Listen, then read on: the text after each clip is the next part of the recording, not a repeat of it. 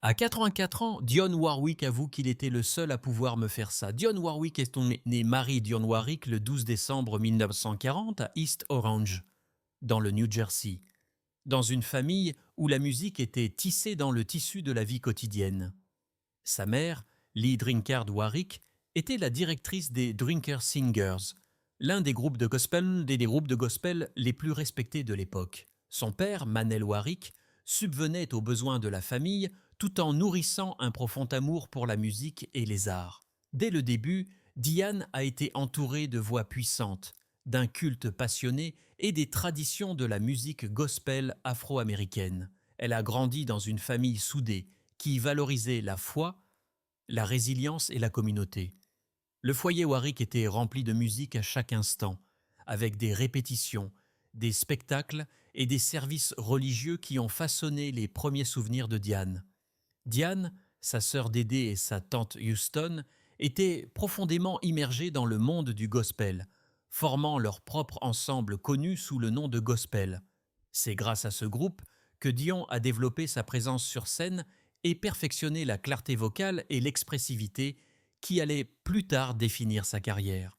Les liens familiaux allaient jouer un rôle remarquable dans son destin musical. Dion faisait partie d'une lignée qui comprenait certaines des plus grandes voix de l'histoire. Sa cousine était l'incomparable Whitney Houston, qui allait devenir l'une des chanteuses les plus célèbres de tous les temps. Une autre cousine, Didi Warwick, a également connu le succès dans la musique. Ce réseau de talents familiaux a créé un environnement où l'ambition et le talent artistique ont prospéré, et Dion a rapidement réalisé qu'elle aussi était appelée à poursuivre une carrière qui l'amènerait bien au-delà des murs de son église. Le chemin de Dionne Warwick vers la célébrité a commencé humblement, travaillant comme chanteuse de studio tout en poursuivant ses études au Hart College of Music du Connecticut. Parallèlement au gospel, elle a prêté sa voix à des enregistrements pour de grands artistes, attirant l'attention de professionnels de l'industrie qui ont reconnu son timbre et son contrôle remarquable. C'est au cours d'une de ces séances que le destin est intervenu. Au début des années 1960, Dion croise le jeune compositeur Bert Bacharach et le parolier Hal David. Le trio allait créer l'un des partenariats les plus célèbres de l'histoire de la musique. Bacharach a été immédiatement captivé par la précision vocale de Diane et sa capacité à transmettre des émotions subtiles. Avec les paroles poignantes de Hal David, l'équipe a créé des chansons qui mettaient en valeur les forces uniques de Dion. Sa capacité à allier sophistication et chaleur, vulnérabilité et confiance. Son premier succès, Don't Make Me of Us, en 1962, a marqué le début d'une carrière qui allait redéfinir la musique pop et soul. Les années 1960 sont devenues la décennie de triomphe de Dion avec une série de tubes inoubliables, dont Walk On By, Anyone Who Had a Heart, Message to Michael, I Say a Little Prayer et Do You Know the Way, Tout sans rosé. Ces chansons étaient plus que des succès radiophoniques. Elles sont devenues des pierres angulaires culturelles, alliant élégance et accessibilité et établissant Dionne Warwick comme l'une des plus grandes chanteuses de son époque. La carrière de Warwick se distingue non seulement par le volume de ses succès, mais aussi par la qualité intemporelle de son œuvre. Avec plus de 100 millions de disques vendus dans le monde et plus de 50 singles dans les charts Billboard, elle s'est taillée une place que peu pouvaient égaler. Sa voix de mezzo-soprano douce portait un poids émotionnel indéniable, donnant à chaque chanson qu'elle interprétait un caractère à la fois intime et universel. Dans les années 1970, Dion a continué à évoluer avec l'évolution du paysage de la musique populaire.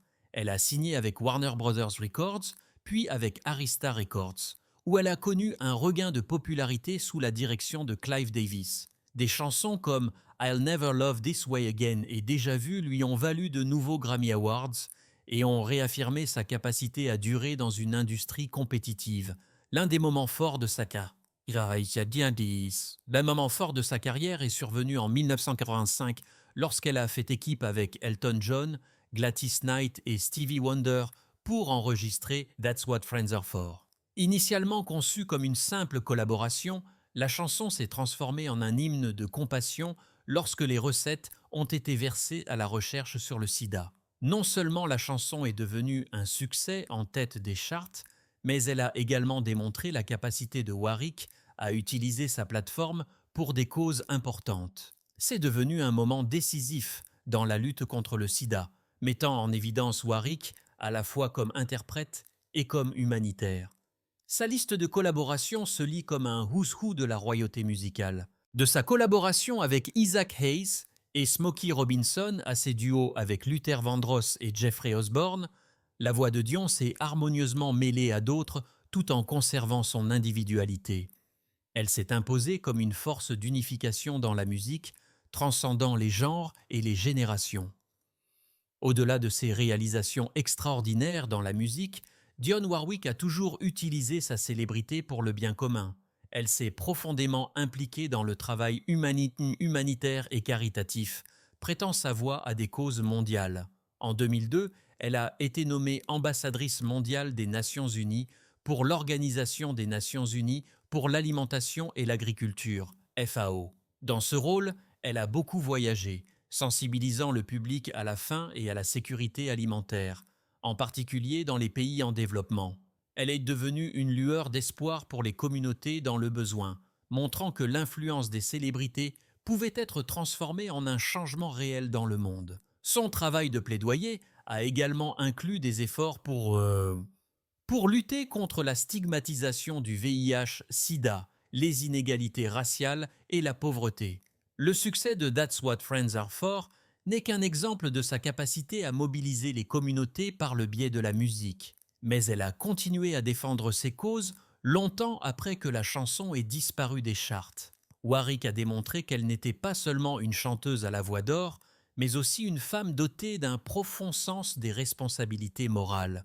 Même si les tendances musicales ont changé dans les années 1990 et 2000, Dionne Warwick est restée une figure pertinente et respectée. Elle a continué à tourner à l'étranger, à se produire devant des salles combles et à sortir de nouveaux enregistrements qui ont fait découvrir son talent artistique aux jeunes générations.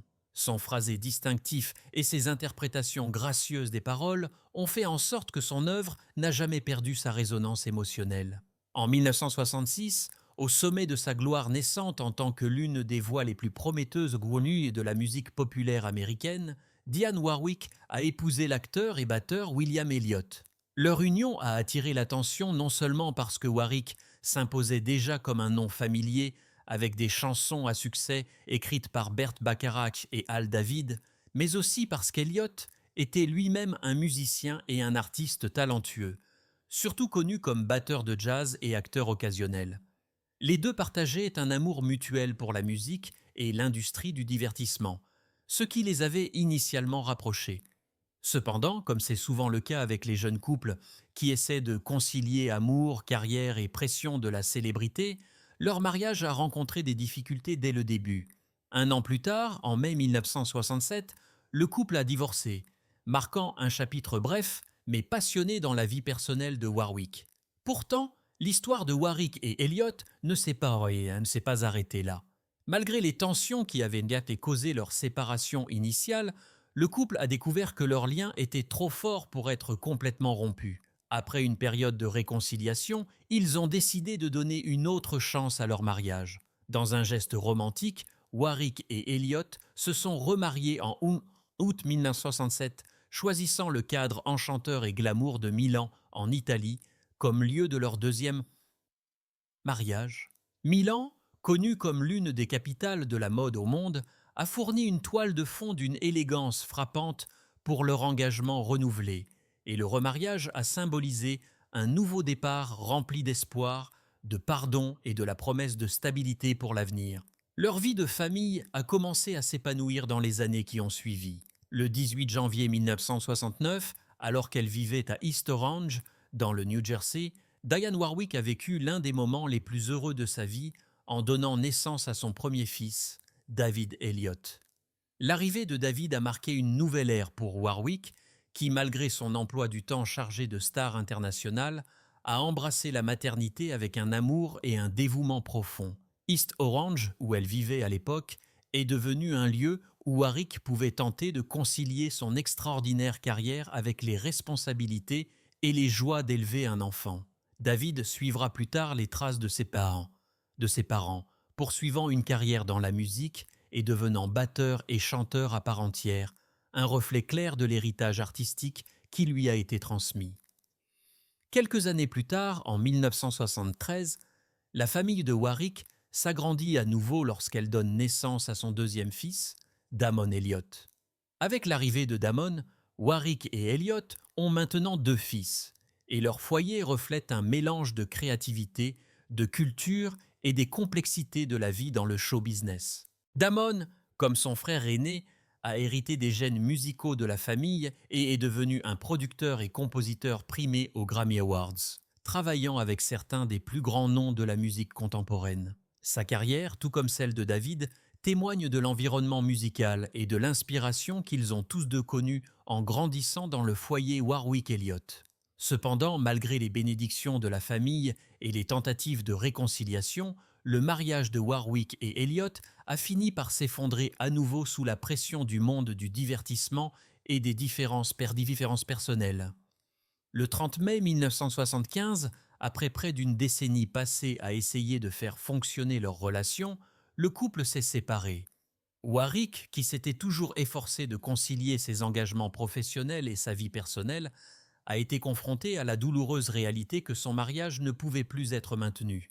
Plus tard cette année-là, en décembre 1975, elle a officiellement obtenu le divorce à Los Angeles, en Californie, mettant fin à un mariage qui avait été marqué à la fois par la passion et la turbulence. Bien que leur relation ait connu des difficultés et n'ait finalement pas duré, les années que Warwick et Elliott ont passées ensemble ont laissé une marque indélébile sur son histoire personnelle. Leurs fils, David et Damon, allaient devenir sa fierté et sa joie, perpétuant à la fois l'héritage musical et créatif de leurs parents. Les expériences du mariage, de la réconciliation, de la maternité et du divorce ont profondément façonné le parcours personnel de Warwick, lui donnant une résilience et une profondeur qui ont continué à résonner tout au long de sa vie et de sa carrière. À 84 ans, Dionne Warwick, la voix légendaire derrière certains des classiques les plus intemporels de l'histoire de la musique, a surpris beaucoup de gens lorsqu'elle a fait une confession profondément personnelle sur l'un des plus grands artistes de tous les temps, Frank Sinatra.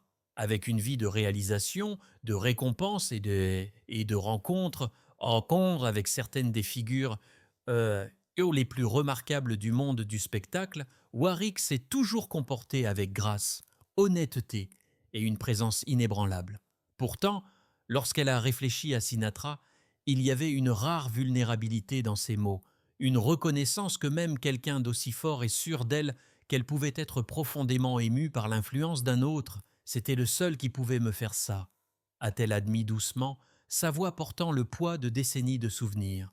Pour Dionne Warwick, qui a bâti une carrière sur la maîtrise et le professionnalisme, Sinatra était plus qu'un simple collègue artiste. Il incarnait une aura capable de désarmer même l'artiste le plus chevronné. Sinatra était l'incarnation de la confiance, un homme dont la voix pouvait faire fondre une pièce et dont la présence exigeait l'attention. Diane parlait souvent de son admiration pour sa capacité à interpréter une chanson, non seulement avec une compétence technique, mais avec une émotion brute qui captivait les auditeurs. Quand Frank chantait « Vous croyez chaque mot », a-t-elle dit, ajoutant que sa capacité à vivre à l'intérieur d'une chanson était quelque chose qu'elle étudiait et chérissait. Pour une chanteuse comme Warwick, elle-même connue pour la clarté émotionnelle de son interprétation, cette reconnaissance signifiait tout. Elle s'est souvenue de la façon dont leurs chemins se sont croisés pendant l'âge d'or de la musique américaine. Tous deux étaient au sommet de leur art dans les années 1960 et 1970, se produisant sur les mêmes scènes, apparaissant aux mêmes événements et étant souvent entourés du même cercle d'icônes de l'industrie. Mais même dans une compagnie aussi sélecte, Sinatra se distinguait. Il était imposant sans jamais élever la voix, a avoué Warwick. Elle a décrit comment, chaque fois que Sinatra entrait dans une pièce, l'atmosphère semblait changer, comme si tout le monde s'adaptait inconsciemment à son rythme. Pour Warwick, qui avait connu d'innombrables stars, personne d'autre n'avait jamais eu cet effet sur elle. Warwick a ensuite expliqué que Sinatra avait une façon de l'élever à la fois musicalement et personnellement.